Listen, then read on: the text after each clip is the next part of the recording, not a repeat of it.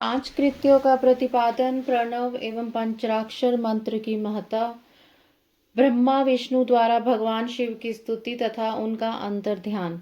ब्रह्मा और विष्णु ने पूछा, प्रभो सृष्टि आदि पांच कृत्यों के लक्षण क्या हैं? यह हम दोनों को बताइए।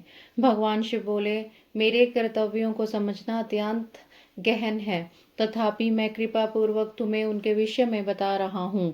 ब्रह्मा और अच्युत, सृष्टि, पालन, संहार, तिरोभाव और अनुग्रह, ये पांच ही मेरे जगत संबंधी कार्य हैं जो नित्य सिद्ध है।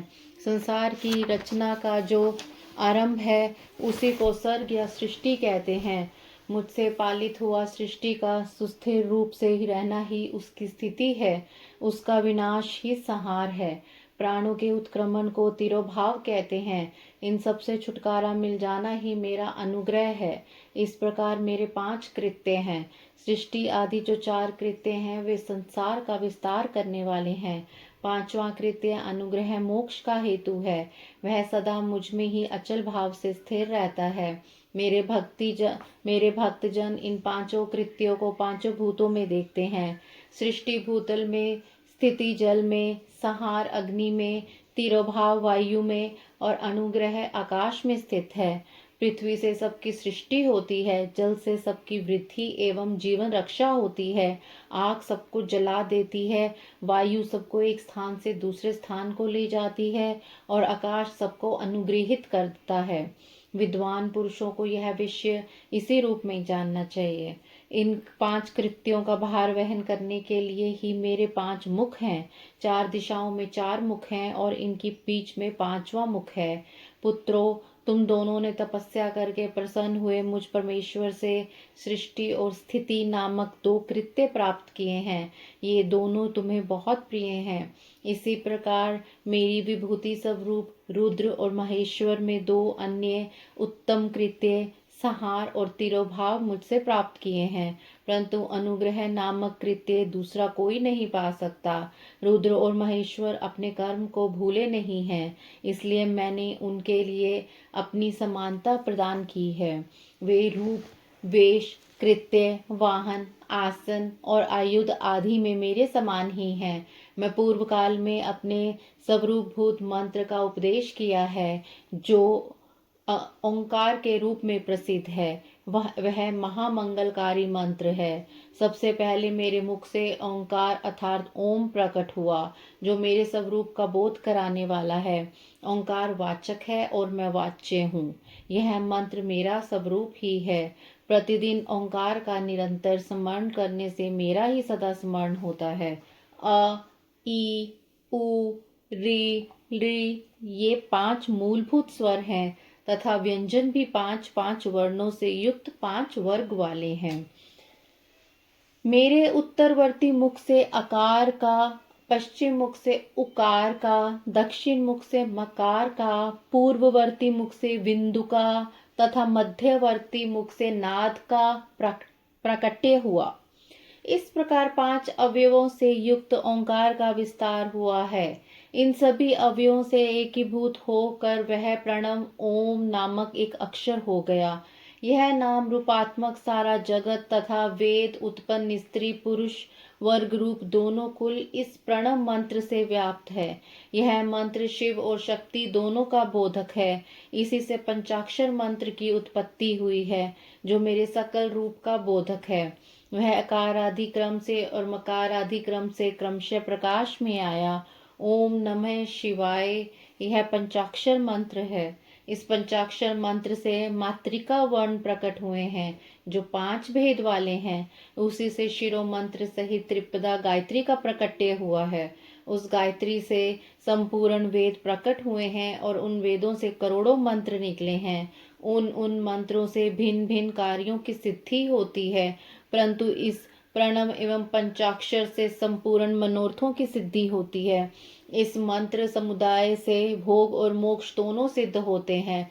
मेरे सकल स्वरूप से संबंध रखने वाले सभी मंत्र राज साक्षात भोग प्रदान करने वाले और शुभ कारक अर्थात मोक्ष प्रद हैं। नंदिकेश्वर कहते हैं, तदंतर जगदम्बा पार्वती के साथ बैठे हुए गुरुवर महादेव जी ने उत्तराभिमुख बैठे हुए ब्रह्मा और विष्णु को पर्दा करने वाले वस्त्र से आच्छादित करके उनके मस्तक पर अपना कर कमल रखकर धीरे धीरे उच्चारण करके उन्हें उत्तम मंत्र का उपदेश दिया।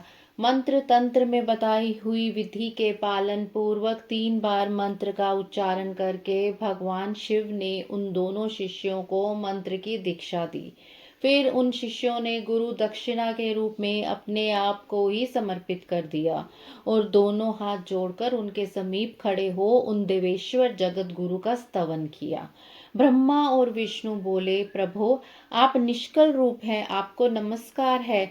आप निष्कल तेज से प्रकाशित होते हैं, आपको नमस्कार है। आप सबके स्वामी हैं, आपको नमस्कार है। आप सर्वात्मा को नमस्कार है अथवा सकल स्वरूप आप महेश्वर को नमस्कार है।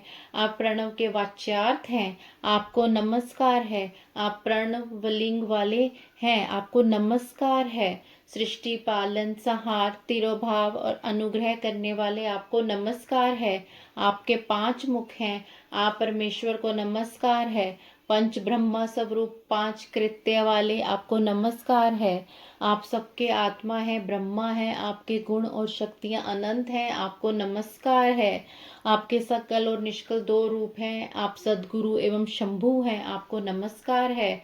इन पद्यों द्वारा अपने गुरु महेश्वर की स्तुति करके ब्रह्मा और विष्णु ने उनके चरणों में प्रणाम किया। महेश्वर बोले, आद्रा नक्षत्र से युक्त चतुर्दशी को प्रणव का जप किया जाए तो वह अक्षय फल देने वाला होता है। सूर्य की संक्रांति से युक्त महाआद्रा नक्षत्र में एक बार किया हुआ प्रणव जप कोटि गुणी जप का फल देता है। मृगशिरा नक्षत्र का अंतिम भाग तथा पुनर्वसु का आदि भाग पूजा होम और तर्पण आदि के लिए सदा आद्रा के समान ही होता है। यह जानना चाहिए। मेरे या मेरे लिंग का दर्शन प्रभात काल में ही, प्रातः और संगव अर्थात मध्याह्न के पूर्व काल में ही करना चाहिए। मेरे दर्शन पूजन के लिए चतुर्दशी तिथि निशित व्यापिनी अथवा प्रदोष व्यापिनी लेनी चाहिए, क्योंकि परिवर्तनी तिथि से संयुक्त चतुर्दशी की ही प्रशंसा की जाती है। पूजा करने वालों के लिए मेरी मूर्ति तथा लिंग दोनों समान हैं, फिर भी मूर्ति की अपेक्षा लिंग का स्थान ऊंचा है। इसलिए मुमुक्षु पुरुषों को चाहिए कि वे वेर अर्थात मूर्ति से भी श्रेष्ठ समझकर लिंग का ही पूजन करें। लिंग का ओमकार अर्थात ओम मंत्र से और वेर का पंचाक्षर मंत्र से पूजन करना चाहिए। शिवलिंग की स्वयं ही स्थापना करके तथा दूसरों से भी स्थापना करवाकर उत्तम द्रव्यमय उपचारों से पूजा करनी चाहिए। इससे मेरा पद सुलभ हो जाता है। इस प्रकार उन दोनों शिष्यों को उपदेश देकर भगवान शिव वहीं अंतर ध्यान हो गए। नमो निष्कल रूपाय, नमो निष्कल तेजसे, नमः सकल नाथाय, नमस्ते सकलात्मने, नमः प्रणववाच्याय, नमः प्राण विलिंगने, नमः सृष्टि आदिकर्त्रे च, नमः पंचमुखाय ते, पंच ब्रह्मा स्वरूप रूपाय, पंचकृत्याय ते नमः, आत्मने ब्रह्माणे तुभ्ये मनत गुण शक्तिये, सकला कला रूपाय शंभवे गुरुवे नमः। शिवलिंग की स्थापना, उसके लक्षण और पूजन की विधि का वर्णन तथा शिव पद की प्राप्ति कराने वाले सत्कर्मों का विवेचन। ऋषियों ने पूछा, सूत जी, शिवलिंग की स्थापना कैसे करनी चाहिए, उसका लक्षण क्या है तथा उसकी पूजा कैसे करनी चाहिए, किस देश काल में करनी चाहिए और किस द्रव्य के द्वारा उसका निर्माण होना चाहिए। सूत जी ने कहा, महर्षियों, मैं तुम लोगों के लिए इस विषय का वर्णन करता हूँ, ध्यान देकर सुनो और समझो। अनुकूल एवं शुभ समय में किसी पवित्र तीर्थ में, नदी आदि के तट पर अपनी रुचि के अनुसार ऐसी जगह शिवलिंग की स्थापना करनी चाहिए जहाँ नित्य पूजन हो सके।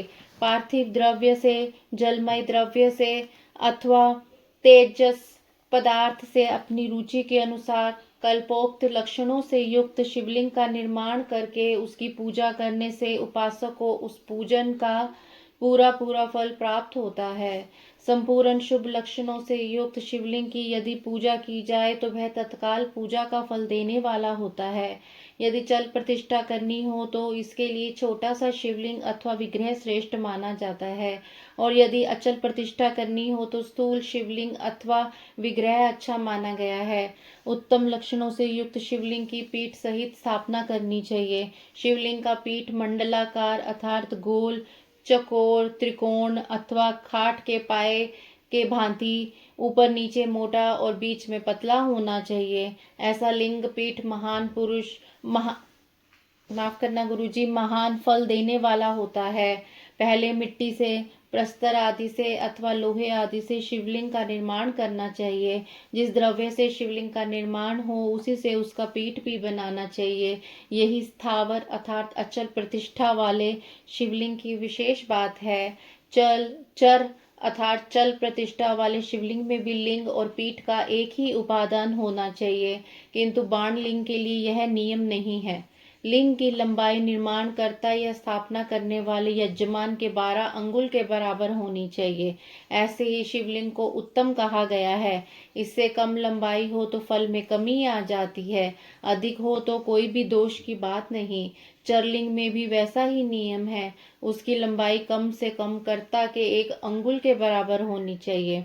उससे छोटा होने पर अल्प फल मिलता है, किंतु उससे अधिक होना दोष की बात नहीं है। यजमान को चाहिए कि वह पहले शिल्प शास्त्र के अनुसार एक विमान या देवालय बनवाए जो देवगणों की मूर्तियों से अलंकृत हो।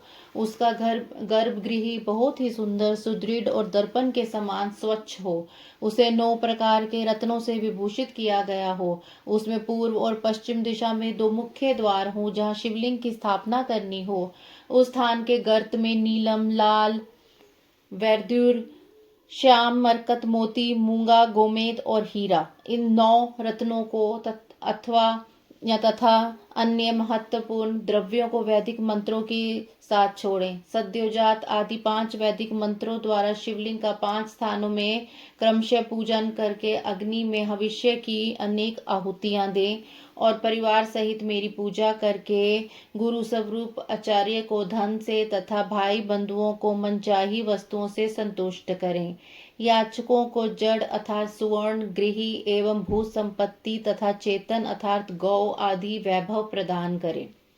स्थावर जंगम सभी जीवों को यत्न पूर्वक संतुष्ट करके एक गड्ढे में स्वर्ण तथा 9 प्रकार के रत्न भरकर सद्योजातादि वैदिक मंत्रों का उच्चारण करके परम कल्याणकारी महादेव जी का ध्यान करें।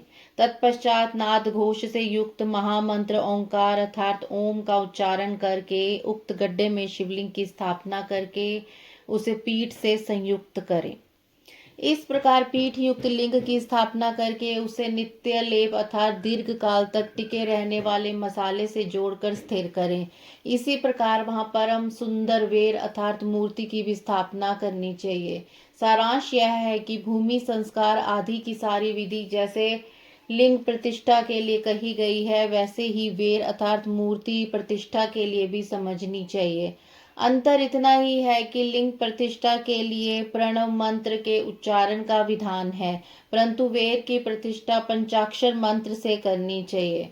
जहाँ लिंग की प्रतिष्ठा हुई है वहाँ भी उत्सव के लिए बाहर सवारी निकालने आदि के निमित्त वेर अर्थात मूर्ति को रखना आवश्यक है। वेर को बाहर से भी लिया जा सकता है, उसे गुरुजनों से ग्रहण करें। बाह्य वेर वही लेने योग्य है जो साधु पुरुषों द्वारा पूजित हो। इस प्रकार लिंग में और वेर में भी की गई महादेव जी की पूजा शिव पद प्रदान करने वाली होती है। स्थावर और जंगम के भेद से लिंग भी 2 प्रकार का कहा गया है। वृक्ष, लता आदि को स्थावर लिंग कहते हैं और कृमि, कीट आदि को जंगम लिंग।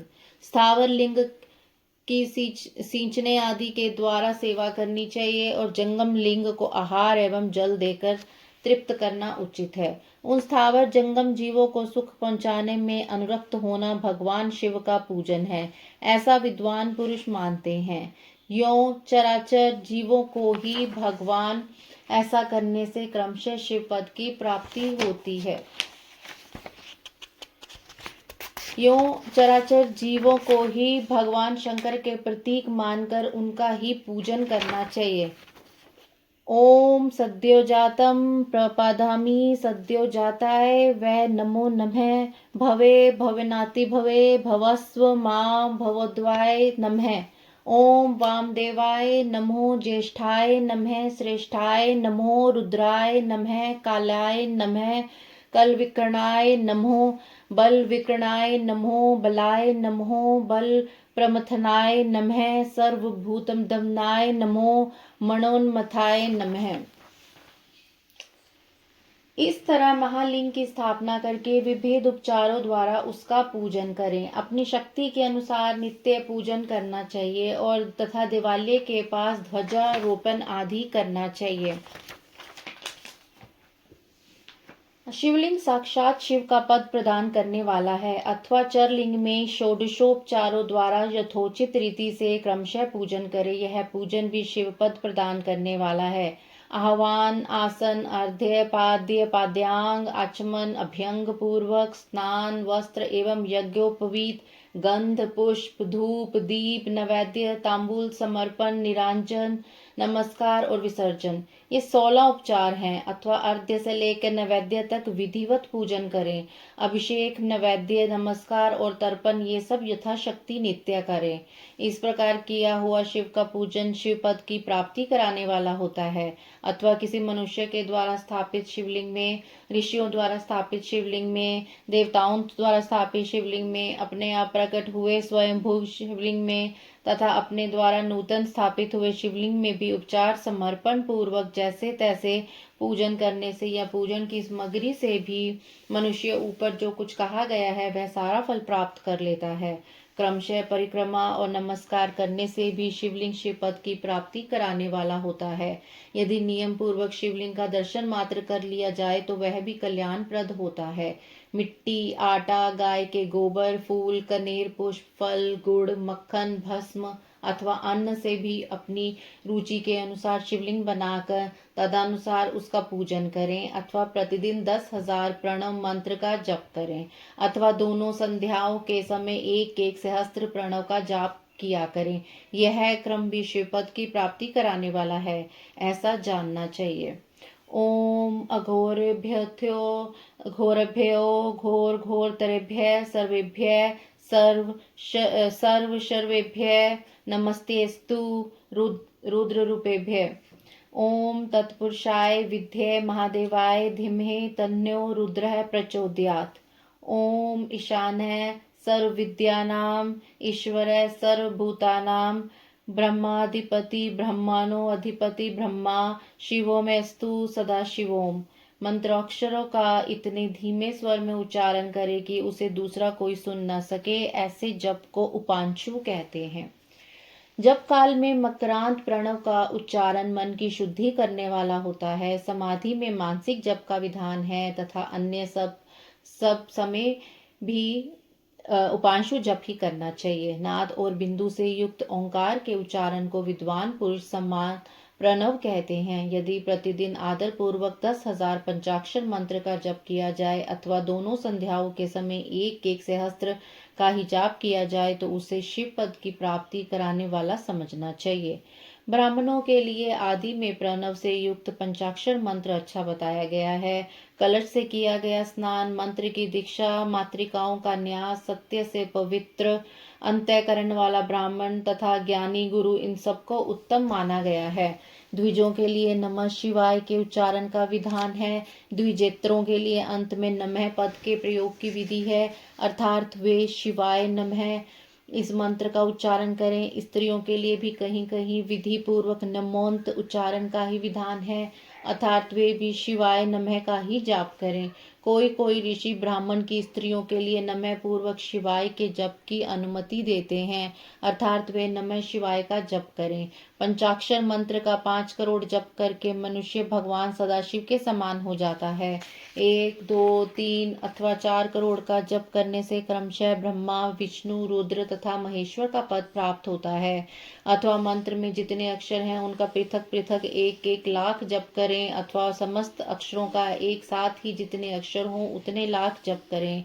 इस तरह के जप को शिवपद की प्राप्ति कराने वाला समझना चाहिए। यदि 1000 दिनों में प्रतिदिन 1 सहस्त्र जप के क्रम से पंचाक्षर मंत्र का 10 लाख जप पूरा कर लिया जाए तो और प्रतिदिन ब्राह्मण भोजन कराया जाए तो उस मंत्र से अभिष्ट कार्य की सिद्धि होने लगती है। ब्राह्मण को चाहिए कि वह प्रतिदिन प्रातःकाल 1008 बार गायत्री का जाप करे। ऐसा होने पर गायत्री क्रमशः शिव का पद प्रदान करने वाली होती है।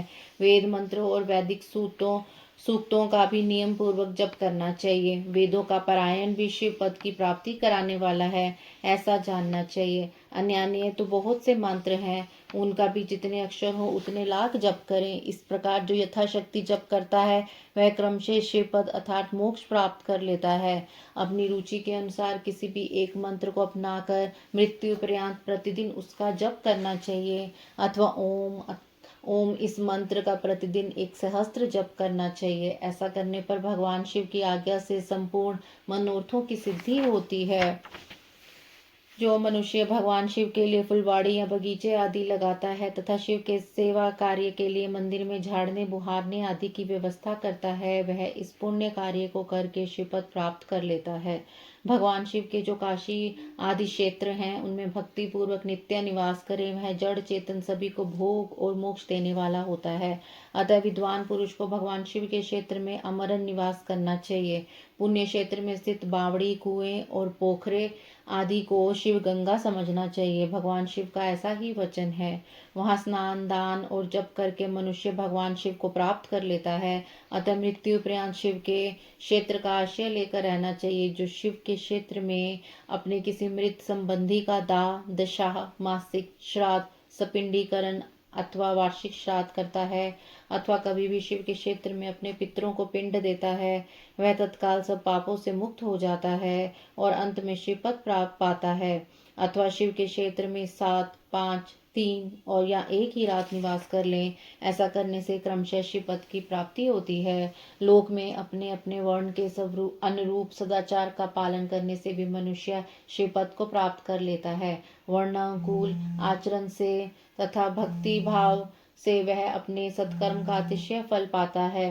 कामना पूर्वक किए गए अपने कर्म के अभिष्ट फल को शीघ्र पा लेता है। निष्काम भाव से किए हुए सारा काम कर्म साक्षात शिव पद की प्राप्ति करने वाला होता है। दिन के 3 भाग होते हैं, प्रातः, मध्याह्न और सायं। इन तीनों में क्रमशः एक एक करके कर्म का संपादन किया जाता है। प्रातःकाल को शास्त्र विहित नित्य कर्म के अनुष्ठान का समय जानना चाहिए। मध्यकाल कर्म के लिए उपयोगी है तथा सायकाल शांति कर्म के उपयुक्त है, ऐसा जानना चाहिए। इस प्रकार रात्रि में भी समय का विभाजन किया गया है।